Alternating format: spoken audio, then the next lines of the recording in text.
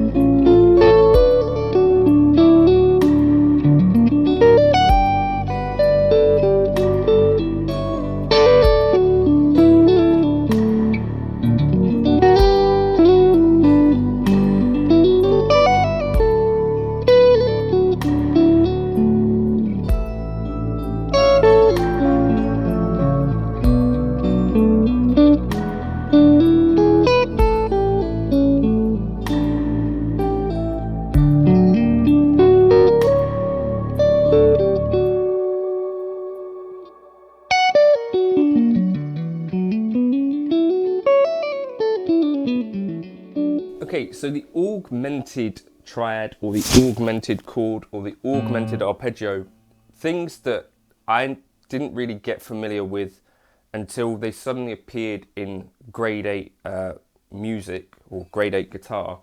And there wasn't really any context for why you should know this or what you should use it for or how it gets used. And so I never really understood what an augmented triad or an augmented chord, what any of these things could be used for. So I wanted to do like a little short lesson. The idea being that you could use this type of chord in your own playing or use it, substitute it for things and get a feel for how it sounds, because it's a sound that you're probably familiar with from like film music and stuff, but it's not necessarily super obvious where you could use it, but actually there's some fairly simple applications. Patreon will be the place to get the worksheet, the backing track that I put together for the intro there. So the first thing to know is that a triad is made up of 3 notes, obviously. And in this case here, what I wanted to start off with was kind of D major triad. Okay, so all the augmented triad is that the 5th here, so we've got our root, 3rd, 5th, we sharpen the 5th, thereby augmenting this interval, the root 5th relationship. Right? It's got that sound.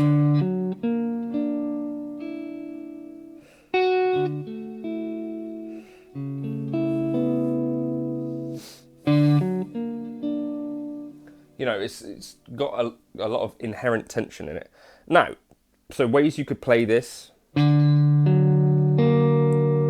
This is a really nice kind of nice and close. So on the A string, we'd just be playing with our fingers 1 fret apart. And then if we're starting on the D string,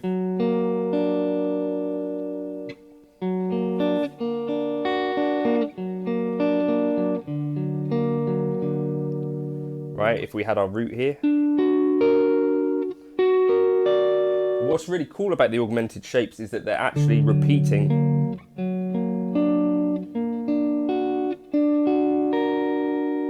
And so if we were down here,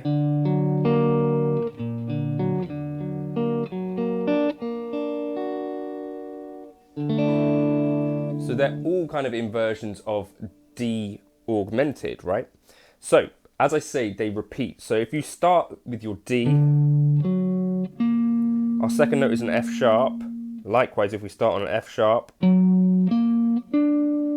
get this kind of thing.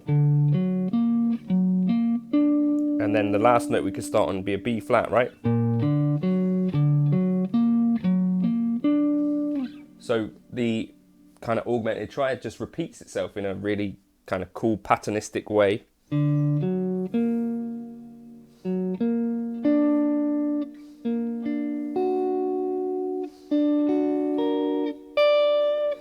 Okay, so that is what the augmented triad is, but so what? What can we do with it? Now, the easiest use for this thing, I think, is to use this in place of a 5 chord. So if you're not familiar with the idea of harmonizing the major scale, there's actually a True Fire course with Robin Ford where he talks about harmonizing the major scale, explains it in quite a good way and in quite a clear way. But the idea is that we, off of every chord, build a triad, right? And so you get like chord 1, major, chord 2, minor, chord 3, minor, chord 4, major, chord 5, major, chord 6, minor, and diminished. Okay, so you notice that there is no augmented chord there, but any time that we see like a 5 chord, particularly in jazz, we could replace that with an augmented chord for that tension, because what we've got there is a sharp 5, which is also the same thing as an altered chord, right? And I've just added the 7 there. So take your kind of dominant 7 arpeggio, sharpen the 5th,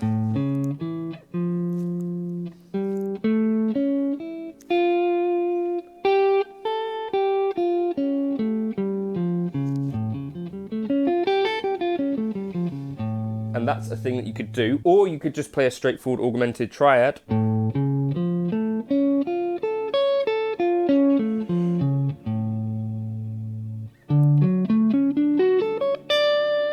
So that's one really key use that you could use the augmented triad for.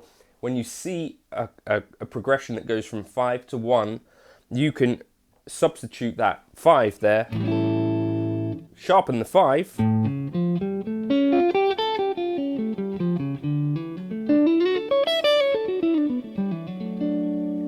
and what's also really cool about this is it might be a bit difficult for some of us to see an inversion of like a dominant chord in this way. So if I was up here, potentially it's going to be a different shape, right? Because I'd be going something like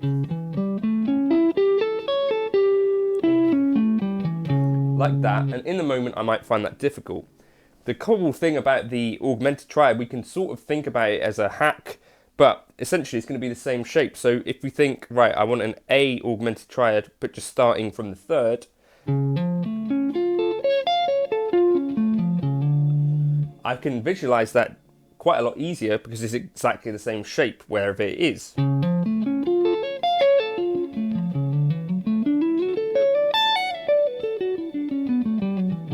I might even be able to visualize that quicker than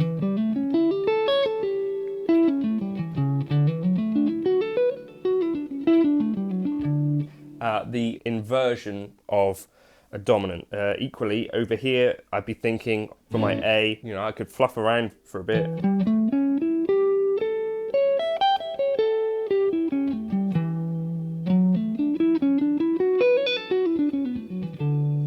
And get there eventually, or I could just view it as an augmented triad and get that sound. And again, like I say, it's not something I'm having to think too hard about, because once I've learnt this one shape, I can use that in place of the 5 and use it in 3 places, and I can get pretty good use out of that. So the shape that I use for this augmented thing, we start, if I'm playing an A, on the A, then jump up to the 9th fret for the C sharp, then we get our E sharp here, or F natural, and then an A on the 5th fret, that's at 1 octave. The next octave, 6th fret, 6th fret, then jump up to the 10th fret, then up to the 9th. So our highest note is the 3rd.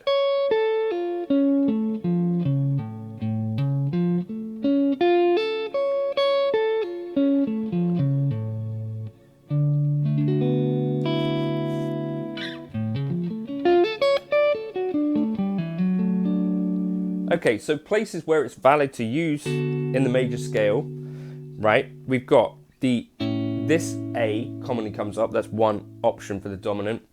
Oftentimes, if you're going to be going to the relative minor, which is B minor, you might approach it from an F sharp.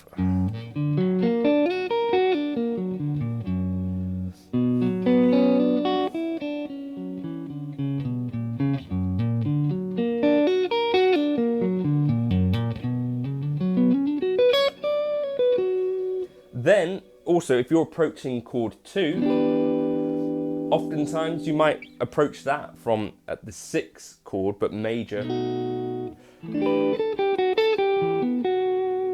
So you'd get this kind of thing then, so you could replace the 6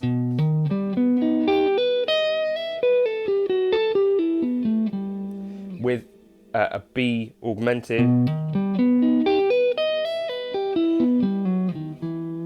And you get that kind of sound. When you finish the song sometimes,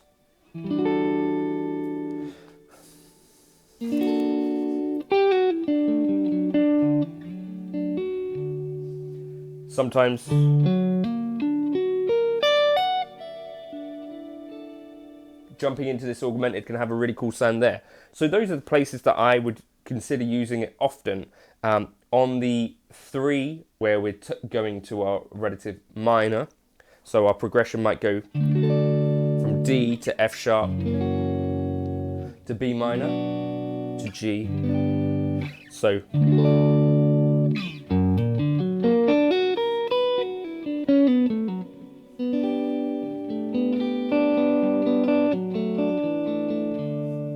then sometimes from our A, particularly in jazz, we might consider using it over here. So our progression might go to E minor, 5, 1, so 2, 5, 1. Okay, and then approaching the 2, we might use the augmented here.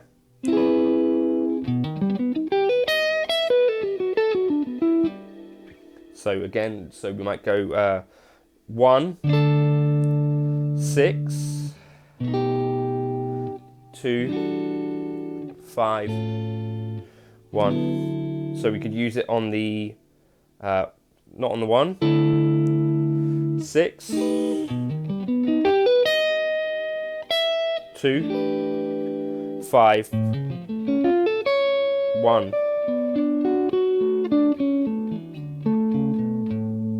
Then on the 3, 4, 5.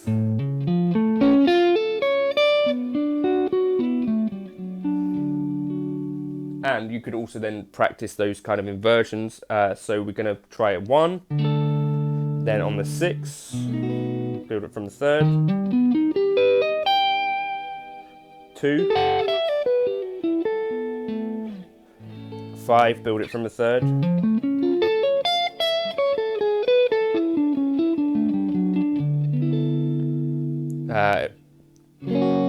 chord 3, build it from the 3rd,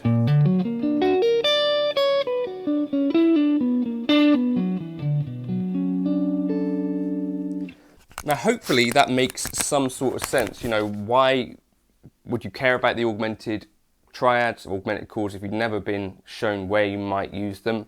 That's how I've started to understand using these augmented triads a bit more. You can use them to replace these fifths, and so anytime you see like a cadence where you're going from a 5 to a 1, or a movement in that sense, then you can start to think about, right, I could use this augmented triad to kind of get around this. I think it's got a really cool sound. That's what I was using in the introduction there. But that's kind of a little bit of an introduction, a bit of a primer into the augmented triad. Now, it actually comes from minor scale harmony or augmented scale harmony. So what is really cool about this sound is that it actually kind of spells out some melodic minor stuff, but that's probably a chat for another day. Anyway, dig into that. It's a repeating thing, and if you start from the root third or sharp 5, you have exactly the same arpeggio shapes for all of them, same chord shapes. So it's kind of, once you get that one shape into your head and under your fingers, it's really, I find, a lot more easy to visualize than even standard inversions, because the shapes change. The augmented triad is sort of a bit of a cheat code for some of this. I'll catch you in another video soon. Feel free to like and subscribe. Leave a comment if this is the sort of thing you want to see people do on YouTube, specifically me, I guess. Share it with your uncle, and I'll catch you in another video soon. Cheers.